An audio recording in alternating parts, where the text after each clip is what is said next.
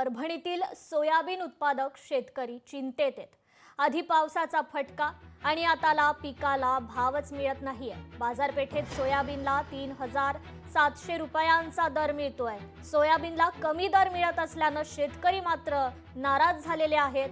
दिवाळी कशी साजरी करायची हा मोठा प्रश्न आता शेतकऱ्यांसमोर आहे। दरम्यान या शेतकऱ्यांशी संवाद साधलाय आमचे प्रतिनिधी तैयब पठाण यांनी। महिन्यात झालेल्या अतिवृष्टी सदृश्य पावसामुळे शेती पिकाचे प्रचंड नुकसान झाले। शेतकरी हतबल झाला। शेतात जे उरलेला सुरलेला माल आहे जसं की सोयाबीन शेतकरी घेऊन आता मार्केट यार्डमध्ये आलेला आहे।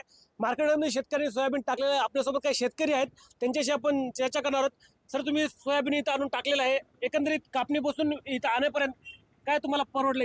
सर, एक तर तुम्हाला मी सांगतो, मजुराला आज 4500 रुपये आपल्याला एका बॅगला द्यावं लागतील।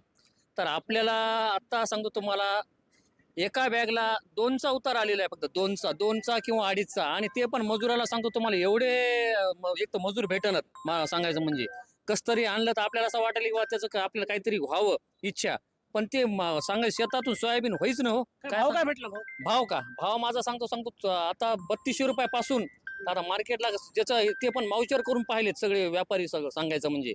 तर कोणी ज्याला चांगलं माउचर समजा जर आलं तर जास्तीत जास्त 4000 किंवा 41 रुपये गेलेत, पण माझ्या 3200 रुपये खूप झाला।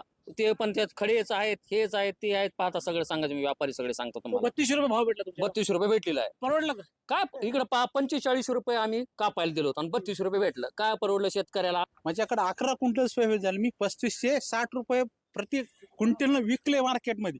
का तर लोकांचे बियाण्यावाल्याचे खर्च द्यायचा आहे, बियाण्यावाले त्यांना उधारी त्याची सवयी असती, या सवयीचं बियाणं आम्ही त्याचं पदार्थ पडलं का तर उद्या आम्हाला सोयाबीन गेलं, आम्हाला उद्या हरभऱ्याचं बियाणं पाहिजे त्याच्याकडून किंवा खत पाहिजे, या हिशोबानं आता आम्ही आमच्या लेकरा बाळाची दिवाळी कशी साजरी करायची?